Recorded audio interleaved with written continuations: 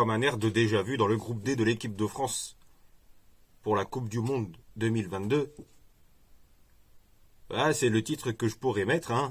Bah, c'est même probable, je pense, hein. Car aujourd'hui, c'est du groupe D qu'on va parler avec l'équipe de France, le Danemark, la Tunisie et l'Australie. Tout d'abord, on va parler de l'équipe de France de football qui est 2 fois championne du monde en 98 et 2018, vainqueur de l'Euro 2000, vainqueur de la Coupe des Confédérations en 2001 et 2003, etc., etc.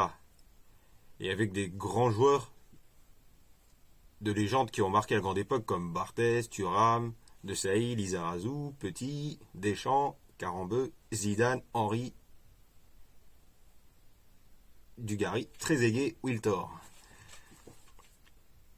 C'est la grande époque des années 90 et 2000. Et la génération suivante qui a marqué les années 2010 et la génération d'aujourd'hui, c'est la génération des Lloris, Varane, Pavard, Varane, Hernandez, Kanté, Pogba, Tolisso, Guendouzi, Tchouaméni, Griezmann, Benzema, Mbappé, Giroud, Nkunku, etc., etc., etc. Bah, l'équipe de France, dans ce groupe D, est favorite et je vois même les Bleus finir premiers du groupe D facilement. Puis le point fort des Bleus, bah, c'est leur trio Griezmann, Benzema, Mbappé, hein, qui a trouvé ses marques en équipe de France, hein, même si à l'Euro, on l'a vu, c'était un peu compliqué, hein. Même si Benzema a quand même brillé avec 4 buts, hein, même si les Bleus, c'était un peu compliqué à l'Euro 2021, l'année dernière. Mais l'année dernière, il n'y avait pas eu que l'Euro, il y avait le Final Four de la Ligue des Nations, hein, et les Bleus ont remporté la Ligue des Nations, hein, face à l'Espagne en finale. Grâce à un match de grande classe qu'a fait Benzema, hein, avec son but splendide, et Mbappé qui nous a offert la victoire, évidemment. Ce qui montre l'importance de ces 2 joueurs dans cette équipe de France.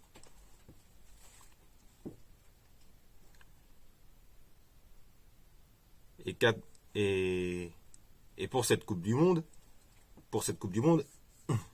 l'équipe de France fait partie des grands favoris pour remporter la Coupe du Monde et donc pour se succéder à elle-même. Et ce succès et conserver la Coupe du Monde, hein, ça n'arrive pas toujours, hein, car la dernière fois que c'est arrivé, c'était avec le Brésil de Pelé en 62, si ma mémoire est bonne. Et depuis, ça n'est plus jamais arrivé qu'une équipe nationale remporte la Coupe du Monde et la conserve 4 ans plus tard.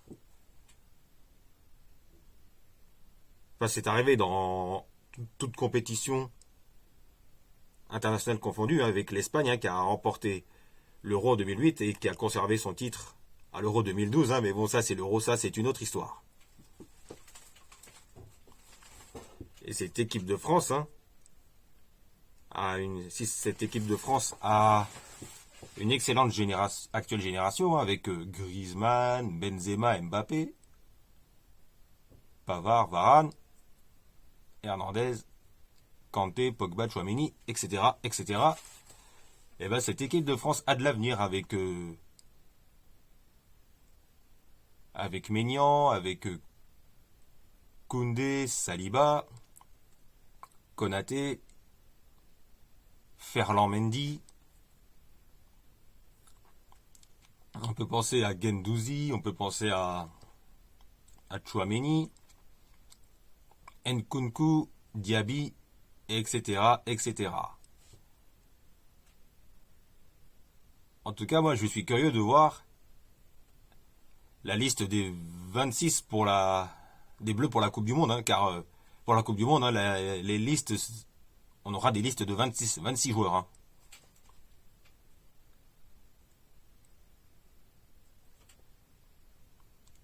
Et voilà ce que j'avais à dire sur sur notre équipe de France qui est favorite pour conserver sa Coupe du Monde. Ensuite, parlons du Danemark.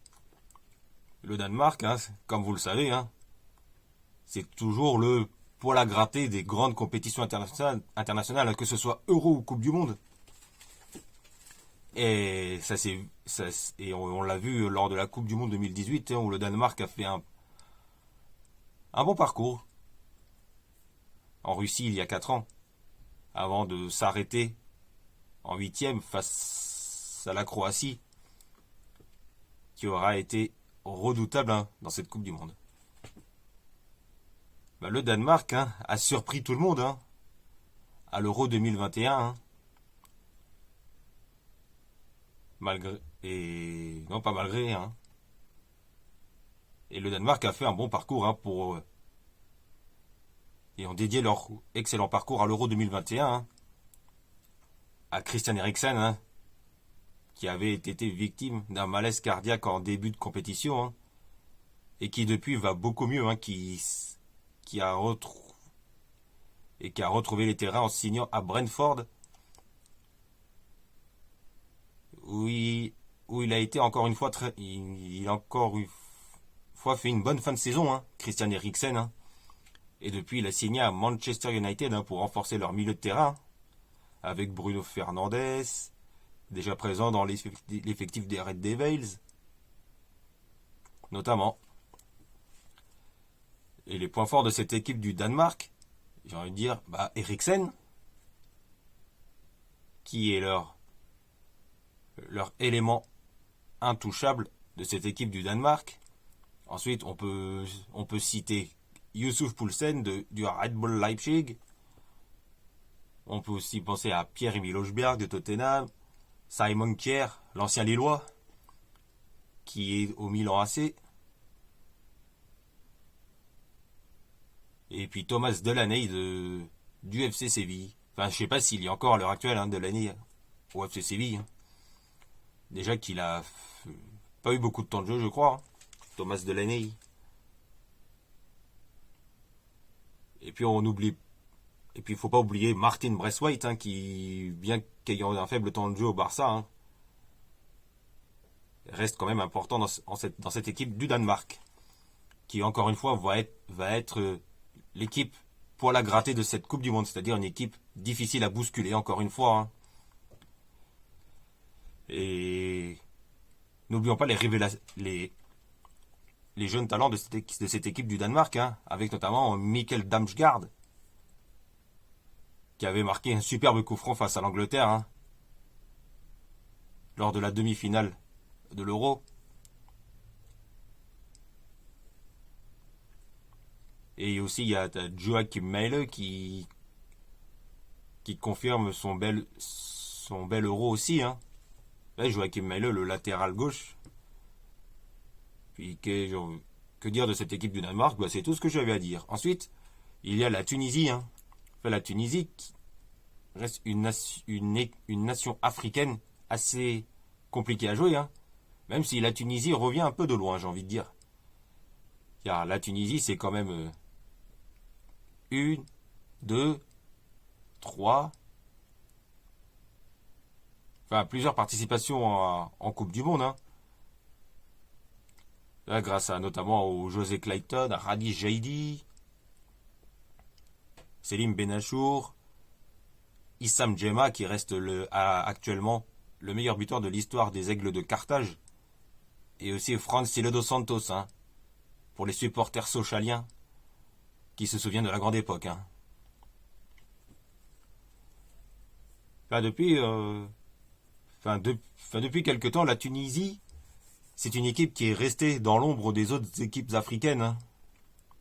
Notamment derrière le Maroc, l'Algérie, Nigeria, Sénégal, Côte d'Ivoire, Cameroun, etc. etc. La Tunisie qui depuis 2 ans, 2-3 ans, je dirais 2 ans, revient de loin. Notamment grâce à son joueur star Wabi Kazri de Saint-Étienne. Et aussi grâce à Dylan Brown qui évolue à Metz, si je ne dis pas de bêtises. Là, c'est une équipe qui revient de loin, la Tunisie, donc et qui est redevenue redoutable qui est redevenue une bonne équipe lors de la CAN 2019 et lors de la CAN 2021, si ma mémoire est bonne, hein. Donc, pour être honnête, hein, pour cette équipe de Tunisie, je connais Wabi Kazri, Dylan Brown, et leur gardien Farouk Ben Mustafa, puis Yassine Meria, et Hannibal Mejbri, celui qui est à Manchester United, hein, où il n'y a pas beaucoup de temps de jeu justement, hein, mais qui est devenu un élément offensif important de cette équipe des Aigles de Carthage. Ensuite, il y a l'équipe d'Australie, hein, qui compte pas mal de participation à la Coupe du Monde, hein. Et l'Australie, c'est malgré qu'elle ne passe pas souvent le premier tour, hein, même si c'est déjà arrivé en 2006 de mémoire, hein, c'est quand même une histoire avec notamment leur meilleur buteur de liste, Tim Cahill, qui reste à l'heure actuelle le meilleur buteur de l'histoire de la sélection australienne. Tim Cahill, l'ancien de Everton aussi, hein, et qui à chaque participation à une Coupe du Monde a toujours marqué au moins un but, hein. Ce n'est pas rien. Là, leur meilleur parcours de l'Australie, c'est en 2006, hein, car l'Australie a réussi l'exploit de passer le premier tour lors de la Coupe du Monde 2006 en Allemagne, avant de s'arrêter de justesse par les futurs champions du monde italiens en toute fin de match, hein. Mais sur un arbitrage douteux, on va dire, hein. Ça, je m'en souviens encore. Qu'il aurait dû jamais y avoir penalty pour les Italiens à ce moment-là. Enfin, l'Australie, hein, c'est pas que Tim Cahill, hein, c'est aussi la grande époque avec Mark Schwarzer, leur gardien emblématique, Lucas O'Neill, leur défenseur emblématique. On peut aussi surtout penser à Mark Viduka, l'ancien joueur de Leeds, et Harry Kewell, lui qui a été le premier joueur australien à remporter la Ligue des Champions. C'était avec Liverpool en 2005 lors du miracle d'Istanbul, hein, dans une finale qui était